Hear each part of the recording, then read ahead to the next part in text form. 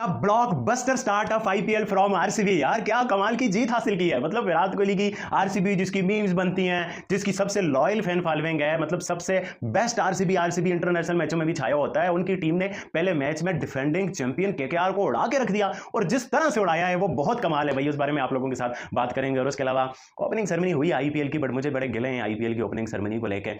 बड़ा इसमें मेरा क्रिटिकल सा एनालिसिस है। नॉर्मल पाकिस्तानियों की तरह मैं कोई फजूल में तारीफ नहीं करूंगा आईपीएल की ओपनिंग सेरेमनी ये है वो फजूल के इंडियन व्यूअर्स के लिए। मैं दिल से आपको आईपीएल सेरेमनी के रिगार्डिंग सजेशंस है मेरे माइंड में, वो आपको दूंगा। तो आते हैं मैच पे, फिर ओपनिंग सेरेमनी पर बात करेंगे। मैच आप देखो, सबसे पहला जो सरप्राइज मिला वो जिंका रहाणे का था। मतलब कि फ्रॉम नोवेयर यार, वो प्लेयर जो कहीं पे भी नहीं है, वो प्लेयर लाई के यार कप्तान बनाई और उसने क्या उड़ा के रखा यार। मतलब क्या अटैक किया, डिकॉक की विकेट गिर गई है भाई। आप ऐसा अटैक कर रहे हो, काउंटर अटैक, मजा आया जिंका रहाणे की बैटिंग देख के यार। और जिंका रहाणे ने बोला पेशेंस का भी टेस्ट होता है, पेशेंस का भी मुकाबला होता है कि आप कितनी पेशेंस रख सकते हो, दूसरा कितनी रख सकता है। और मेरी पेशेंस की सलाहियत है और वो सलाहियत जिंका रहाणे की पेशेंस की काम आई। दिल नहीं छोड़ा, टूटे नहीं और अपने आप पे काम किया, जो कि आज देखा। जिस तरह की हिट्स लगाई हैं, जिस तरह की पावर हिटिंग थी, वो क्लासिकल प्लेयर है जिंका रहाणे, स्पिन को अटैक करने वाला प्लेयर है, बट पेसर के खिलाफ भी उसने जिस तरह का अटैक किया, जिस तरह से उसने पावर हिटिंग की, वो अनबिलीवेबल है यार। वहीं से स्टार्ट हुआ इस आईपीएल के मैच का, वही है जिंका रहाणे इस तरह की बारी। और फिर उसके बाद जो एक्सपेक्ट किया जा रहा था कि केकेआर का power house Andre Russell, Rinku Singh, Raghuvanshi, तो नीचे में दूसरा वाला भी है, नाम मेरे जहन से निकल रहा है, उसको मैं हमेशा प्रभ सिमरन बोलता रहता हूँ, बट वो दूसरा रघुवंशी है और एक दूसरा है। तो मतलब इन चार से एक्सपेक्ट किया जा रहा था ये बड़े तगड़े पावर हिटर हैं, तो ये कुछ केकेआर को आगे लेके जाएंगे। But credit goes to RCB Krunal Pandya. मतलब कि कुरनल पांड्या का शायद रिवाइवल वाला सीजन न हो जाए। मतलब कि जिस तरह की उसने आज बॉलिंग किया इस ट्रैक पे भाई, ये कोई इतने भी कोई नहीं है स्पिनर्स कोई ओरिएंटेड बहुत ही ज्यादा था। मतलब कि वहां आप रिंकू सिंह को बोल्ड कर रहे हो, वहां आप इतना प्रेशर डाल रहे हो, 3 विकेटों के साथ रन भी रोक रहे हो, तो वो अनबिलीवेबल किस्म की बॉलिंग की है रिंकू ने। फिर सयोज शर्मा जो केकेआर से आए, पिछले सीजन भी इन्होंने जो कुछ मैचेस खेले थे ना, वहीं झलक दिख गई थी। वो ये लड़का स्टार है। थोड़ा सा मुझे एक्शन में तेजी लगी इनकी, पिछले सीजन से मुख्तलिफ एक्शन है, बट क्या कमाल की आंद्रे रसल की विकेट ली। तो प्रॉपर तैयार थे कि केकेआर हमें कुटाई करने जाएगा और हमने घबराना नहीं है, हमने ये प्लान्स पे अमल करना है। और वो दिखा जिस तरह से सयोज की गुगली थी। फिर उसके बाद आरसीबी के पेसर्स ने आकर डेथ में जिस तरह का रोके रखा, मतलब 70-80 रन शॉर्ट हो गया केकेआर यार इस ट्रैक पे। फिर उसके बाद आरसीबी ने मतलब हर एक गुस्सा ही निकाल रहा है। साल्ट आया, साल्ट ने बोला भाई हम जीते थे, हम साथ थे, आपने हमें क्यों निकाला। साल्ट की जिस तरह की ताबड़तोड़ किस्म की बैटिंग थी, पहली बाल से उसने अपने इरादे बता दिए कि मैं क्या करने आया हूं और मेरी कितनी तैयारी है। और केकेआर की बॉलिंग भी बड़ी माठी सी है यार, स्विंग बॉलर कोई आपके पास नहीं है। केकेआर को अपनी पेस बॉलिंग पे काम करना पड़ेगा। या तो नोकिया पत्नी फिट है, बैठा हुआ तो मैंने देखा था, वो फिट है तो उसे खिलाओ। ये स्पेंसर जॉनसन को इतना कॉन्फिडेंस नहीं दे रहा, कुछ स्विंग बॉलर खिलाओ यार, कुछ पेस खिलाओ। ये जो आपने इम्पैक्ट बॉलर डाला है जिससे शुरुआत की है वैभव अरोड़ा, ये कोई मजा नहीं है इसका यार।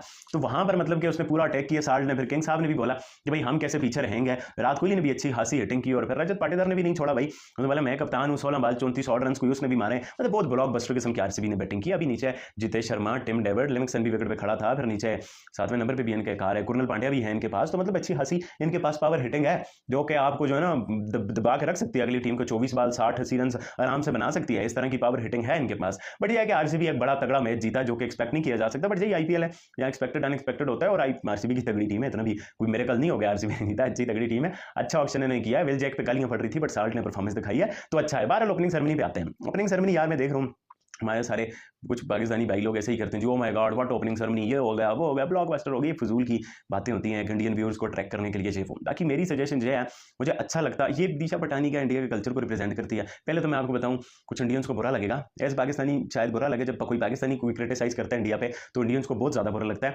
बट मैं आपको बता देता हूँ ये एवरेज ओपनिंग सेरेमनी थी। ये मैं बोल एक जगह मैंने देखा, oh my god Virat Kohli SR के dancing chatting, oh my god what opening ceremony. क्या मतलब हर सी विराट कोहली और शाहरुख खान इंसान नहीं है, वो बात नहीं कर सकते, नाच नहीं सकते, इट्स अ कॉमन थिंग भाई। आप इंडिया की चापलूसी करने के बजाय आप कंस्ट्रक्टिव बात किया करें जिससे इंडिया वाले भी खुश हों।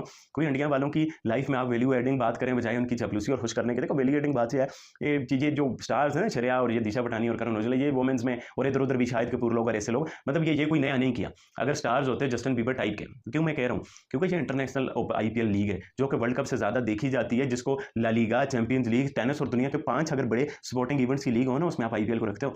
आईपीएल कंपटीशन के हिसाब से, पैसे के हिसाब से, व्यूअरशिप के हिसाब से उन बाकी स्पोर्ट्स की लीगों को टक्कर देती है, जहां क्रिकेट बाकी स्पोर्ट्स से बहुत पीछे है। तो आप इसकी इंटरनेशनल, एक एंगल तो ये था इसका, आप इंटरनेशनल कराया करो।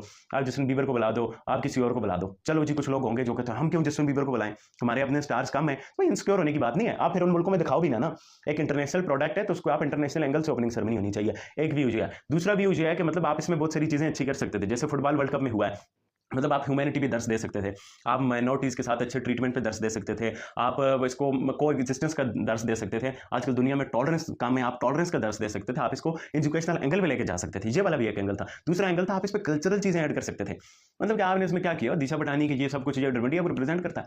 मतलब आप कुछ साड़ी का कुछ कल्चरल प्रेजेंट कर देते, आप कश्मीर के ट्रैवल का कुछ प्रेजेंट कर देते। आप अगर आपको लगता है आपका मुल्क पुरअमन मुल्क है, तो आप पूरी दुनिया को एक दर्स दे सकते थे कि भाई इंडिया में आओ, टूरिज्म करो, कितना पुरअमन मुल्क है। मतलब आप इंडिया को मसले रैप्स वहाँ बहुत ज़्यादा होते हैं, तो आप वहाँ पर कोई काउंटर नैरेटिव दे सकते थे कि भाई हमने इस चीज़ का कला कमा कर दिया है, अब इंडिया में रैप्स नहीं होते, इंडिया में जो इल्ज़ाम लगता है कि ये माइनॉरिटीज़ के लिए अच्छी तरह से ट्रीटमेंट नहीं होता, आप वहाँ मैसेज दे सकते थे। कहने का ये मतलब है, जो आपके मुल्क में चैलेंजेस हैं, जो आपके मुल्क के फ्यूचर गोल हैं, आप उसको लेकर बात कर सकते थे। अब आप देखना विजन 2030 है ना MBS का, तो वो कितने अच्छे तरह से वो अपना प्रेजेंट करेंगे, अपनी मार्केटिंग करेंगे।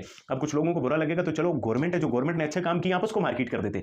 मतलब कहने का ये नाच गाने से बहुत ज़्यादा हो सकती थी। नाच गाना में आप ऐसे भी ये नया क्या हुआ है, या टेक्नोलॉजी के पर्सपेक्टिव से अब इंडिया चाइना की आबादी बराबर है, चाइना में इतनी टेक्नोलॉजी है, अमेरिका में इतनी, आप कोई ड्रोन्स का कोई अनएक्सपेक्टेड कर देते, या टेक्नोलॉजी का कोई ऐसा डिस्प्ले कर देते, या इस तरह से इंटरेस्ट कराते टीमों की, प्लेयर्स की, कि जो कि एक और ही एंगल हो जाता। मतलब कुछ भी नहीं था इस हवाले से, तो वो मुझे बड़ा डिसअपॉइंटिंग लगा। बहुत सारे एंगल मैंने आपको बताए इस वीडियो में, जिससे इंडिया ओपनिंग सेरेमनी को और बेहतर कर सकता था। होप्स इंडियंस ने भी फील किए होंगे, मुझे ऐसा लगता है। मेरे हिसाब से तो एवरेज थी और काफ़ी बेहतरी की गुंजाइश थी। बहरहाल यार, आप लोग बताओ, आप लोगों को कैसी लगी ओपनिंग सेरेमनी और कैसा लगा IPL का ये सारा, इस बारे में अपनी राय का। हेलो भाई लोग, कैसे हैं आप लोग। मैं आशा करता हूं कि आप लोग मस्त होंगे।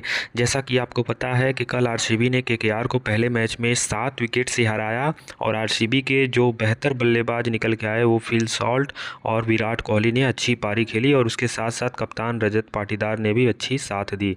और बॉलिंग में सबसे बेहतर स्पेल था कुणाल पांड्या का।